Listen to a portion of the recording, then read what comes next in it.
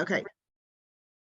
So my question to myself was then, right, okay, and you know, when you think, right, when you're in the mood, go and do the thing that you want to do. So what did I do? I got up, started to make the bed, realized I needed to change the sheets, then did 100 other things, right?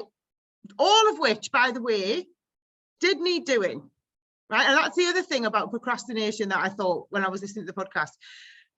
She was talking about like looking at videos of cats and things like that. What I tend to do if I'm procrastinating is I do other things that need doing. So I'm very rarely doing just nothing. Like if you're a busy working mum, you tend to have something that you need to do, right? Whether it's the washing or whatever it might be, but not the thing, not making the phone call, not doing the thing, maybe cleaning the fridge or whatever. So I thought it was really interesting because I have always had a little bit of a dilemma around this area about what makes people procrastinate. And when you are somebody who gets stuff done, so I would be somebody that does my DMO all the time. I would be somebody who always gets on the call when I say I'm going to be on it. I would be somebody who, you know, messages people every day. So I do all of those things. So when people say, oh, I didn't get around to it, or people procrastinate around that stuff, I don't really understand it because I think, well, that's how you're going to get what you want. So why aren't you doing it? So when she talked about it at the start of the podcast and talked about it's more to do with like overwhelm, really was probably what I took out of what she said. And I loved when the bit where she talked about like, we've all got these goals. And she went, I don't want to hear shit about your goals. I don't want you to fucking talk upon my French, but it was her was for, I don't want to hear about it until you've actually started doing something. And I thought, she's right, isn't she? Like, we all do it. Oh, I want this position in the business. I want this amount of income, all of which we encourage, right? I would encourage you to do that. John would encourage you to do that. So why don't people do the basics? Why don't we do the basics that are going to get us? And it's overwhelming. It's so far away sometimes. And it's a bit like what I equated it to is when you've got a lot of weight to lose or something as significant, you know, you want to get a 6-pack or something that feels so far away that you think, well, one more biscuit ain't going to make any difference. Has anyone ever been there where you've got so much weight to lose anyway? Really? One more biscuit, big deal. One more hamburger, doesn't matter. Even though we know that it does, because it takes you further away from your goal. So what she said that I loved was stop dreaming, start doing. Do the little things. And that's what she said, consistently do something small that takes you towards your goal, whatever the goal is, something small that takes you towards getting the result that you want, so that you can say that you're actually doing something, so that you can say that you're actually making progress. So I found that a really good way of understanding. I'm going to go back and read all these comments in a second, so keep them coming. A really good way of understanding that it's not something to beat yourself up about, another thing to smack yourself around the head about. Oh God, because that's me. Oh, I still didn't make the bloody phone call. I still haven't done my sodding taxes. I still haven't phoned that, you know, whatever it might be. Still haven't, you know, posted on my stories. I still haven't done a live. You know, like make something else to feel crap about, because that's frankly, who needs anything else to feel crap about? I know I don't, right? So we want to feel good about ourselves. And actually, the other thing from this is you always, and she said it really kind of as it was almost as a passing comment, just do 5 minutes. This really works. And this is why the task blasts work and the power hours work and stuff. Just do 5 minutes. And she said, I guarantee you'll keep going. And it's really true, isn't it? Once you get started, you probably will keep going. And it's a really good, do you remember when we, John, when we used to talk to people about the 60-second presentation and how you get people to read a book that they, you know, how many of you have got self-development books that you've never actually taken off the shelf? I bought the book, haven't read it. People say, oh, I've got the book. I'm like, have you read it though? No. Okay, well, you need to read it. What I don't know whether it was him that said it or Alex that said it or somebody that says just read the first 3 chapters. So when you bring a new person into the business and you want them to read whatever self-development book it is, or like we'll use 60-second presentation as an example, read the first 3 chapters, because I guarantee once they read the first 3 chapters, they'll read the rest, because it's only a little small book, right? So with this, with your DMO, whatever is the thing that we're procrastinating about, Mel Robbins, as I'm sure you all know if you've heard of her before, she's really famous for the 5, 4, 3, 2, 1. It works. Really does work, doesn't it? 5, 4, 3, 2, 1, start reading. 5, 4, 3, 2, 1, dial the number. 5, 4, 3, 2, 1, go live. That's what I always say to my team. If you want to go live, doesn't matter how messy your kitchen is. It doesn't matter whether the kids are running around. It doesn't matter. None of that matters. Just go 5, 4, 3, 2, 1, go live.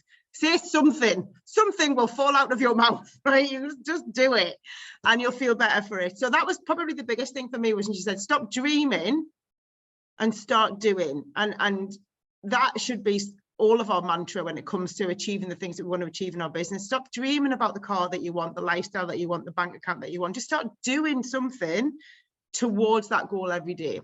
That was the biggest bit for me. What about you, John? Yeah, it was amazing. And what I love about the comments and stuff is we're watching these things and different bits resonate with you at different parts of your journey. And there was some stuff that I'd heard before on bite-sized bits from Mel Robbins, but actually diving deep into it. You know, the shortcuts that you can see sometimes, like you said, the 5, 4, 3, 2, 1 thing. But just getting into the psychology of like procrastination doesn't mean that you're being lazy. And the notes that I've took here, I'll just read off what I wrote down. I mean, ironically, I was procrastinating about listening to the podcast today. So the first thing is it's a stress response. I found that really, really interesting because when people say, oh, I just can't seem to get going, or I'm struggling, and your instant go-to is, well, just get on with it. You're just being lazy. But actually, people aren't being lazy. There's some fear there. There's some overwhelm built up. So that was the first thing. Forgive yourself, right? Don't beat yourself up all the time. Like, we're too hard on ourselves as it is. I definitely think we don't celebrate enough. We don't celebrate our wins enough. We don't celebrate our achievements throughout the day. Like, even just going out for a walk, getting out of bed, like just doing some of the simple basic stuff. We don't celebrate that stuff because all those little wins add up to the massive wins. You can't get to PMD without putting on customers. So I remember hearing a network marketing guy training, and he said, you should celebrate your team members' first customer just as much as you would celebrate them hitting the top position in the marketing plan, because they're exactly the same.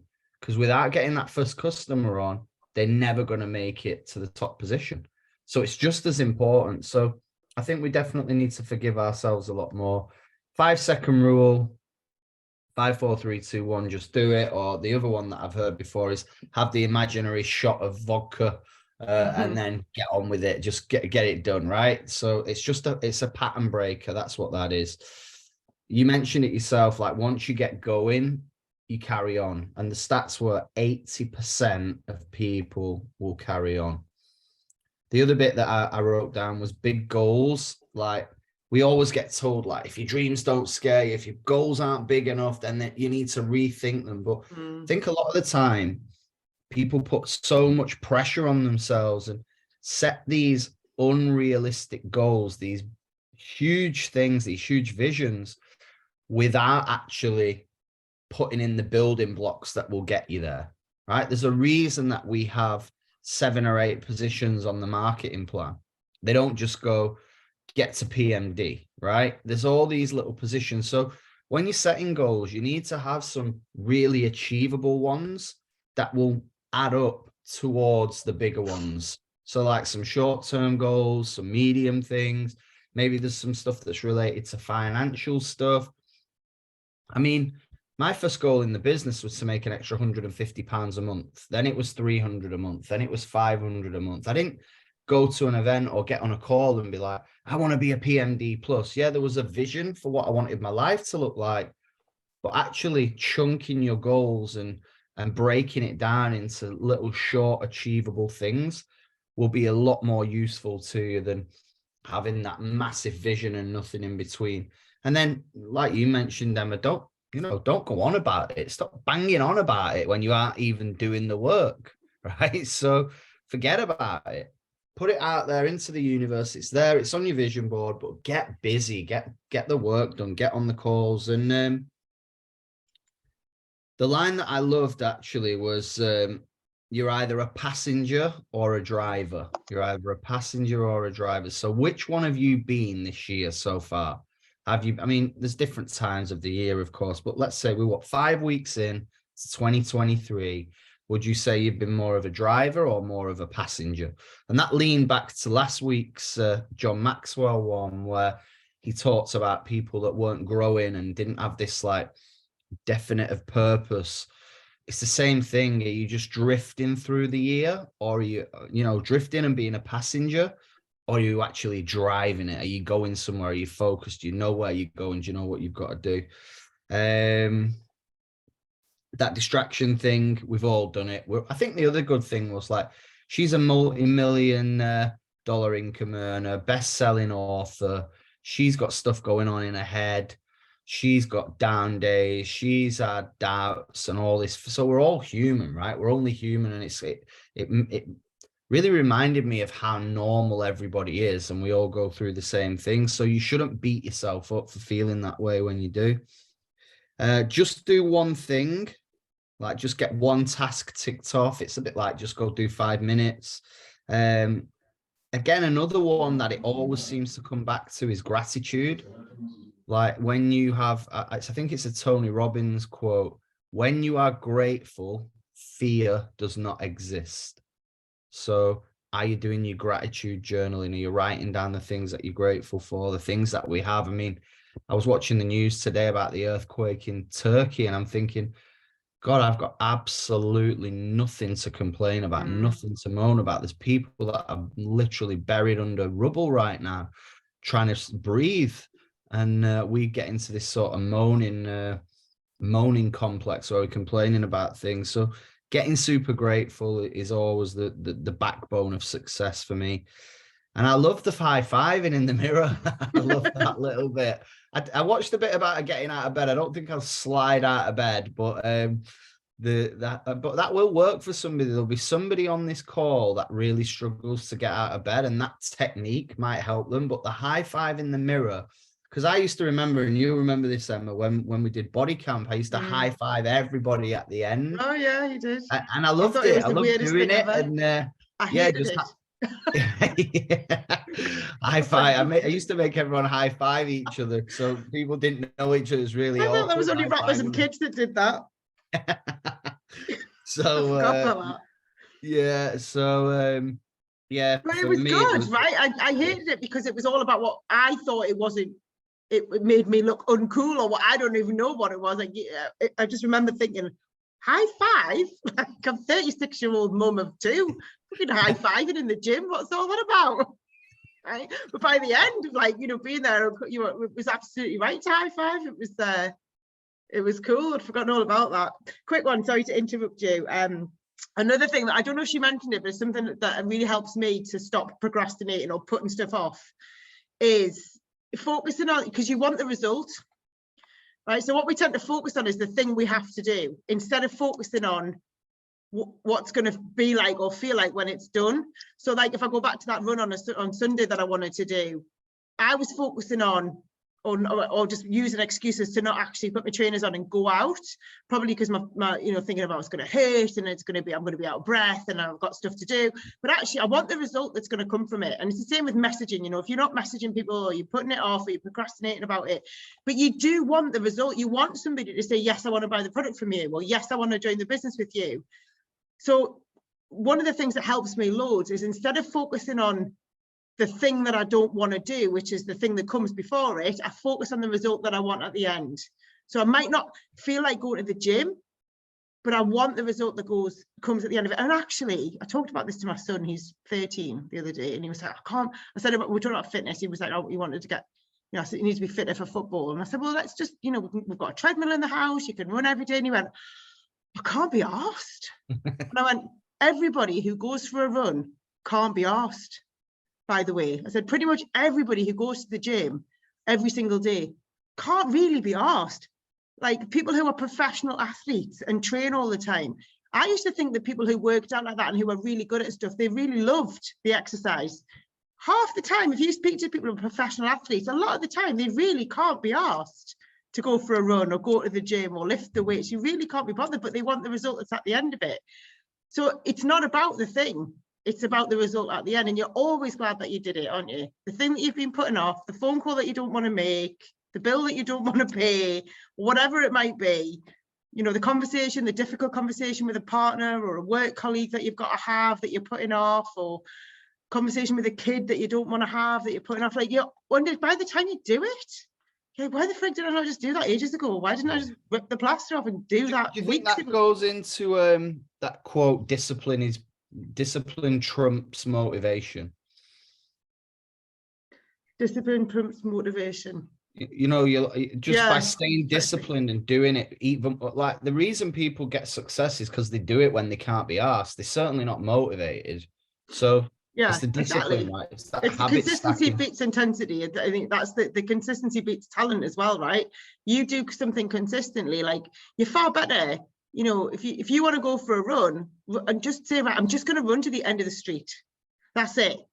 I'm just going to run to the end of the street. That's how I started running in the first place. I was absolutely awful. That's why the Couch to 5K system works, because it's a tiny little bit at the start.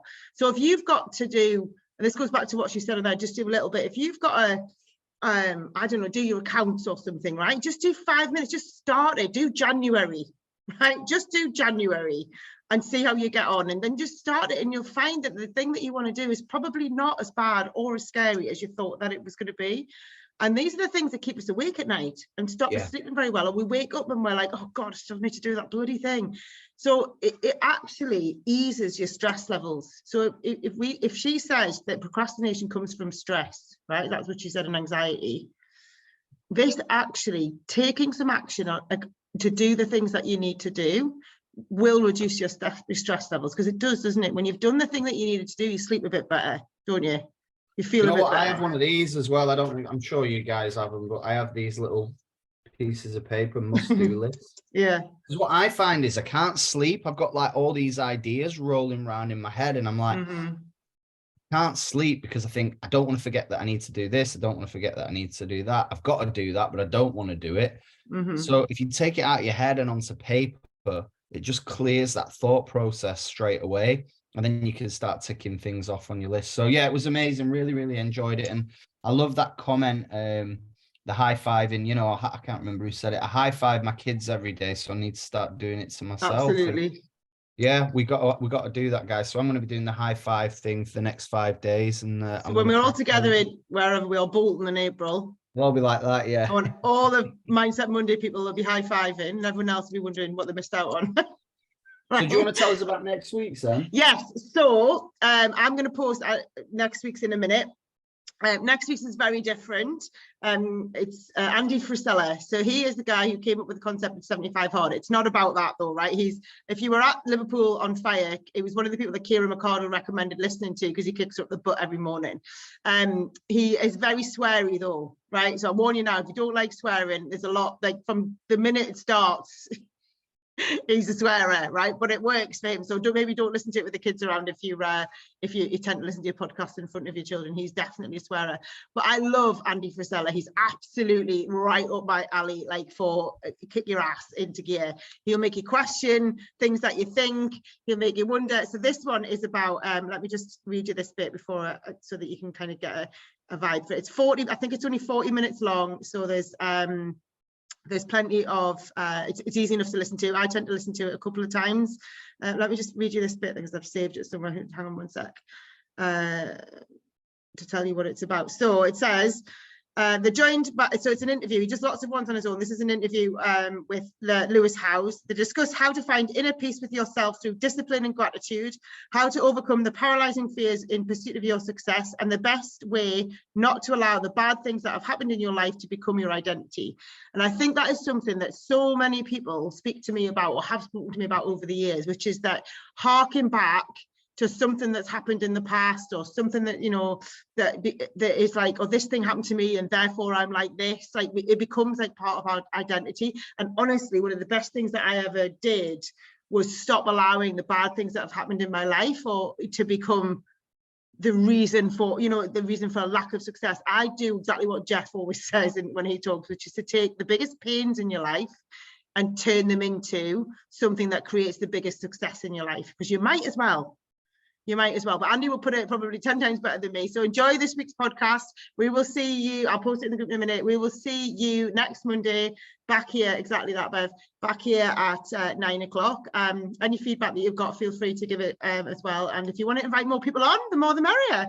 Thanks, John. I'll save the chat as well. Thanks for all the comments, guys. See you later. Have a good one. Bye, guys. Thanks for all the comments. Bye.